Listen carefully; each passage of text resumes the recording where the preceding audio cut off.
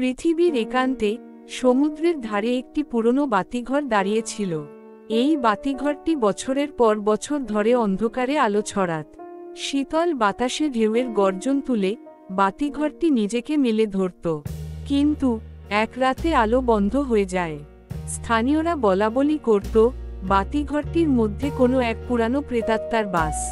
প্রতি রাতে বাতিঘরের জানালা থেকে একটি চমকপ্রদ আলো দেখা যেত, কিন্তু কোনো মানুষের ছবি ফুটে উঠত না। একদা আনা নামে এক সাহসী তরুণী এই রহস্য উদ্ঘাটনে বের হল। বাতিঘরের সামনে পৌঁছে সে দেখল জানালার ছায়ায় এক বৃদ্ধা মহিলা দাঁড়িয়ে। ভয়ে কাঁপতে কাঁপতে আনা জানতে চাইল, আপনি কে? বৃদ্ধা মৃদু হাসি দিয়ে বললেন, আমি এ বাতিঘরের রক্ষক। আনা তখন বুঝল এ বাতিঘরটি শুধুই একটা বাতিঘর নয়, এটি একটি ইতিহাসের সাক্ষী। সেই দিন থেকে বাতিঘরের আলো বন্ধ হলো না আর।